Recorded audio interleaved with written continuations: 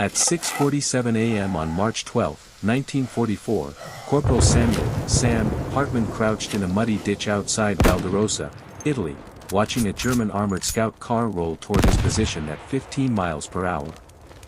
He had no anti-tank weapons, no mines, no grenades, just a piece of rusted barbed wire wrapped around a shovel handle that every officer in the 45th Infantry Regiment had explicitly forbidden him from using. In the next 90 seconds, that improvised trip wire would flip doctrine on its head and save an entire platoon from annihilation. The official U.S. Army Field Manual designated 16 approved methods for disabling light armor. Hartman's wasn't one of them. Battalion Command had threatened him with a court-martial twice for unauthorized field modifications, endangering personnel. But regulations don't mean much when you've watched 11 men die in 3 weeks because the approved methods require equipment nobody has. Hartman pulled the wire taut. The morning fog clung to the Serrano Valley like wet cotton. He could hear the KFC 221's engine grinding through gears, the commander's hatch open, likely scanning for the American positions everyone knew were here. The wire trembled in his hands. One chance. He waited. Samuel Hartman grew up in Davenport, Iowa, where his father worked the grain silos, 14-hour shifts, dust thick enough to coat your lungs, and a paycheck that barely stretched far enough for a family of 7. Sam was the 4th child, the one who spent afternoons in the machine shop near the river instead of school, learning which conveyor belts jammed most often, which gears wore down fastest, and how to rig temporary fixes with whatever scrap metal he could find. At 17, he was apprenticing as a maintenance hand. The work taught him to think in systems, how one failure cascaded into another. A loose belt could shut down an entire mill. A cracked gear could snap loose and kill someone. You learned to spot problems before they became disasters. And you learned to fix them with wire, rope, and creativity because new equipment wasn't coming. He enlisted in January 1943, 3 months after his 19th birthday, promised training, steady pay, and a chance to see the world. Hartman got 8 weeks of basic, a rifle he'd never fired before, and a boat to North Africa. By the time he reached Italy in September 1943, he knew the recruiter had lied about everything else, too. The 45th Infantry ground its way up the peninsula like a dull blade through bone. Every hill contested. Every stone farmhouse fortified. Every river crossing a blood-soaked gamble. But what killed more Americans than anything else was German reconnaissance. Light armored cars that probed at dawn and dusk, calling in artillery on anything that breathed. The Germans favored the KFZ 221, four-wheeled, open-topped, armed with a 20mm cannon and an MG-34. Too fast to catch, too armored to stop with rifles, too light for Americans to justify using their precious few bazookas even if they had them. They didn't. The 45th had 7 functioning bazookas for the entire regiment. Anti-tank rifles were long phased out. Mines were rationed for fixed defenses, not patrols. So men died while scout cars mapped their positions and called in the artillery that killed them 12 hours later. Private First Class Reuben Adler died February 18. A 221 rolled past his foxhole at dawn. Adler fired his M1 Garand, the rounds ricocheted harmlessly. The MG-34 didn't. Adler took 3 to the chest. 20 years old from Milwaukee, Sergeant Joseph Brennan, February 23. Another 221. Another dawn patrol. Brennan hurled a grenade from too far, it bounced off the armor. The autocannon didn't miss. Corporal Emilio Vargas, March 4, same pattern. The scout cars were getting bolder. This one drove straight through the company's position at dusk. Vargas always shared his cigarettes, even when he only had one left.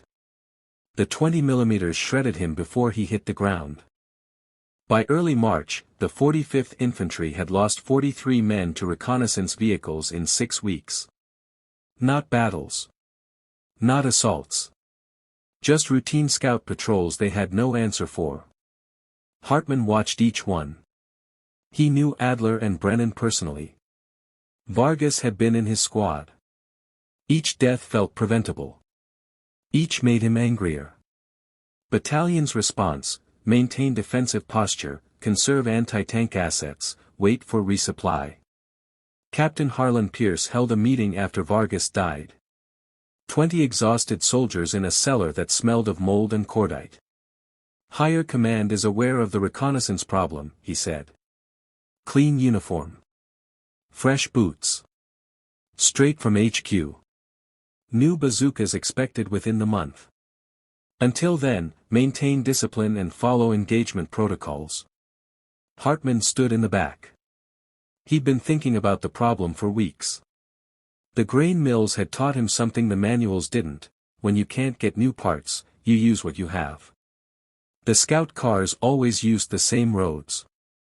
They moved fast, but predictably. And they had a vulnerability nobody used: their wheels.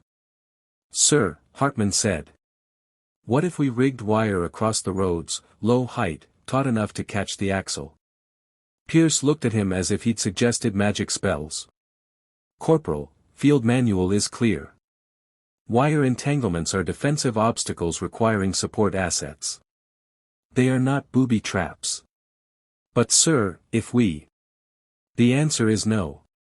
We're not setting unauthorized trip wires." "Dismissed." Hartman said nothing. But he didn't forget. The scout cars kept coming. Men kept dying. The approved methods required equipment they didn't have.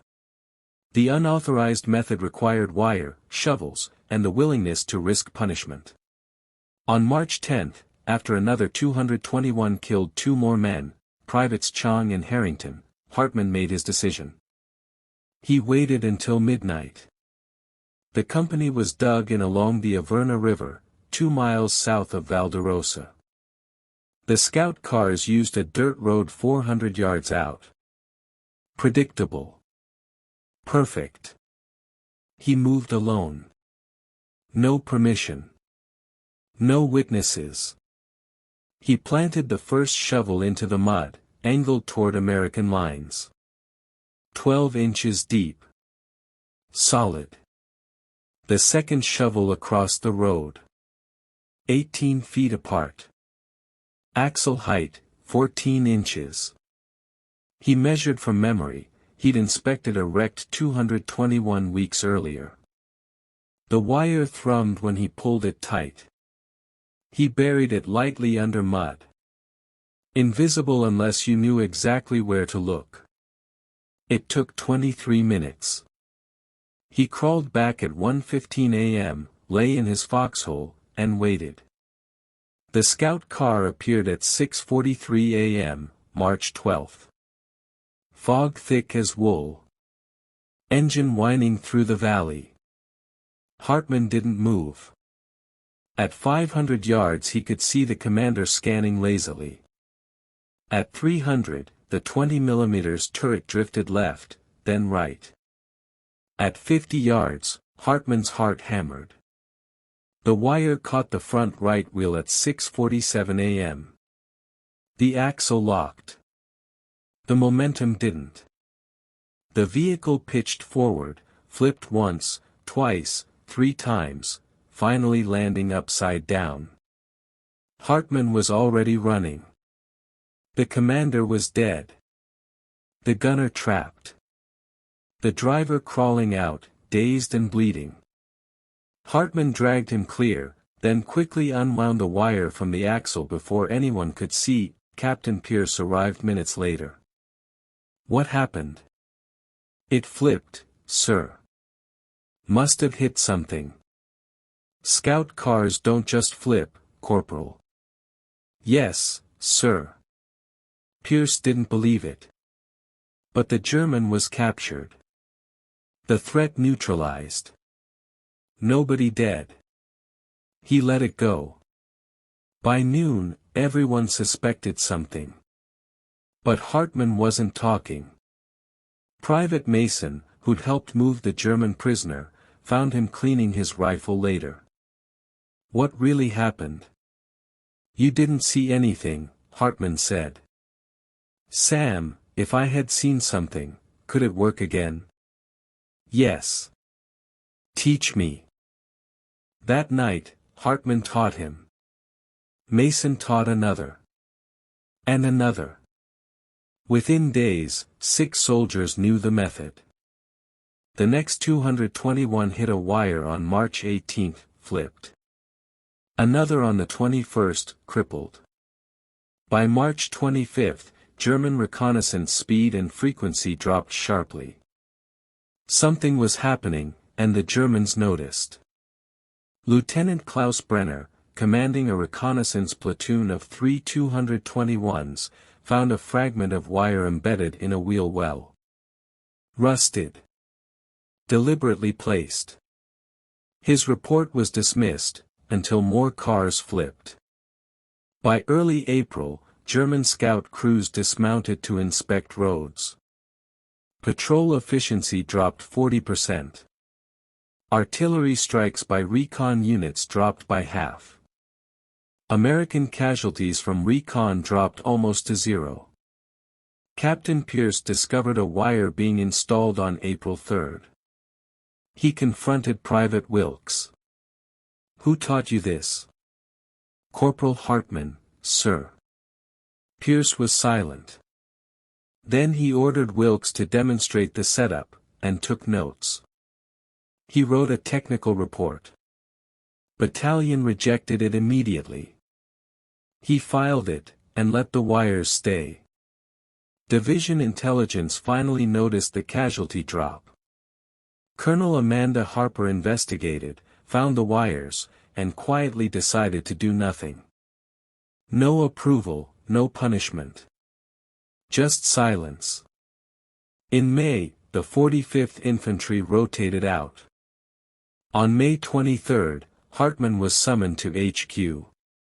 Colonel Harper met him. "I'm not here to punish you. I want you to train others." Unofficially.